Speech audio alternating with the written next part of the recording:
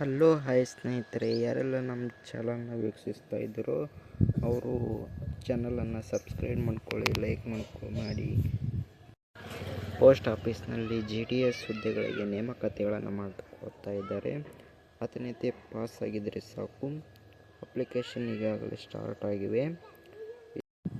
ಯಾವೆಲ್ಲ ಅಭ್ಯರ್ಥಿಗಳು ಪೋಸ್ಟ್ ಆಫೀಸ್ನಲ್ಲಿ ವೇಕೆನ್ಸಿಗಳ ಬಗ್ಗೆ ಕಾಯ್ತಾ ಇದ್ದೀರೋ ಅವರಿಗೆ ಎಲ್ಲ ಗುಡ್ ನ್ಯೂಸ್. ಹೊಸದಾಗಿ GDS ನಲ್ಲಿ 2026ನೇ ಸಾಲಿನಲ್ಲಿ ವೇಕೆನ್ಸಿಗಳನ್ನು ಕರೆದಿದ್ದಾರೆ. ನೋಟಿಫಿಕೇಷನ್ ಬಂದಿದೆ, ಅಪ್ಲಿಕೇಶನ್ ಸ್ಟಾರ್ಟ್ ಆಗಿವೆ. ಇಲ್ಲಿ ಕೆಳಗೆ ತೋರಿಸ್ತಾ ಇದ್ದೀನಲ್ಲ, ಇಲ್ಲಿ ನೋಡಿ ಆನ್ಲೈನ್ ರಿಜಿಸ್ಟ್ರೇಷನ್ ಟೈಮ್ ಏನು ಕಾಣಿಸ್ತಾ ಇದೆಯಲ್ಲ, ಇಲ್ಲಿ 31 ಜನವರಿ 2026ರಿಂದ 14 ಫೆಬ್ರವರಿ 2026ರವರೆಗೆ ಅಪ್ಲಿಕೇಶನ್ಗಳು ಸ್ಟಾರ್ಟ್ ಇರ್ತವೆ.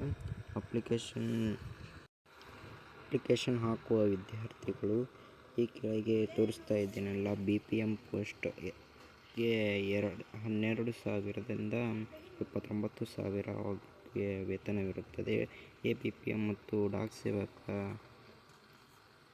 ಹುದ್ದೆಗೆ 10,000ದಿಂದ 24,000 ವೇತನವಿರುತ್ತದೆ.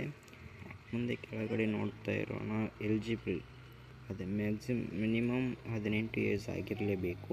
ಮ್ಯಾಕ್ಸಿಮಮ್ 40 ವರ್ಷದವರೆಗೆ ಅಭ್ಯರ್ಥಿ.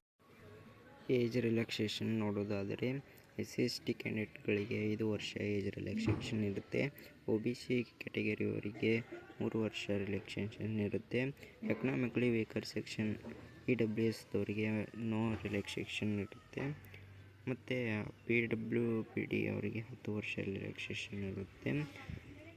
ಮುಂದೆ ನಾವು ಎಜುಕೇಷನ್ ಕ್ವಾಲಿಫಿಕೇಷನ್ ನೋಡುವುದಾದರೆ 10ನೇ ತರಗತಿಯಲ್ಲಿ ಉತ್ತೀರ್ಣರಾಗಿರಬೇಕು.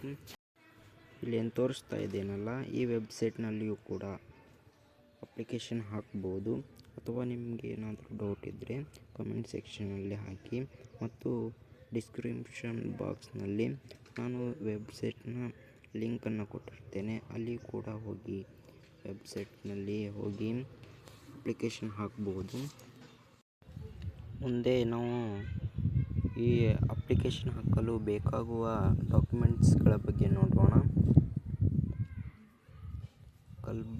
ಕರ್ನಾಟಕದಲ್ಲಿಯೂ ಕೂಡ ಹಲವಾರು ವೇಕೆನ್ಸಿಗಳಿರುತ್ತವೆ. ಸುಮಾರು 1000ದಿಂದ 2000 ಪೋಸ್ಟ್ ಆಫೀಸ್ನಲ್ಲಿ ಖಾಲಿ ಇರುತ್ತವೆ. ಈಗ ನೋಡೋಣ ಏನೇನು ಬೇಕಾಗ್ತವೆ ಅಂತ. ಡಾಕ್ಯುಮೆಂಟ್ಸ್ ಇಲ್ಲಿದ್ದಾವೆ ನೋಡಿ. ಮೊದಲನೇದಾಗಿ ನೋಡುವುದಾದರೆ 10th marks card, identity proof ಅಂತ ಒಂದು ಫೋಟೋ ಅಥವಾ ಆಧಾರ್ ಕಾರ್ಡ್ ಇರುತ್ತೆ. ಕಾಸ್ಟ್ ಸರ್ಟಿಫಿಕೇಟ್ ಇರಬೇಕು. ಯಾರೆಲ್ಲ PWBD ಸರ್ಟಿಫಿಕೇಟ್ ಇದ್ದರೆ PW ಸರ್ಟಿಫಿಕೇಟ್, EWS ಕ್ಯಾಟಗರಿಯವರಾಗಿದ್ದರೆ EWS ಕಾಸ್ಟ್ ಸರ್ಟಿಫಿಕೇಟ್, ಟ್ರಾನ್ಸ್ಜೆಂಡರ್ ಆಗಿದ್ದರೆ transgender, date of birth proof, Aadhaar card ಇದ್ದರೆ ನಡೆಯುತ್ತೆ. ಹಾಗೆಯೇ ಒಂದು ಫೋಟೋ ಕಾಪಿ ಮತ್ತು ಸಿಗ್ನೇಚರ್ಗಳು ಬೇಕಾಗಿರ್ತವೆ.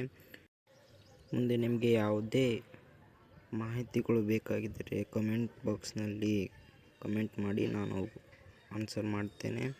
ಥ್ಯಾಂಕ್ ಯು, ಧನ್ಯವಾದಗಳು.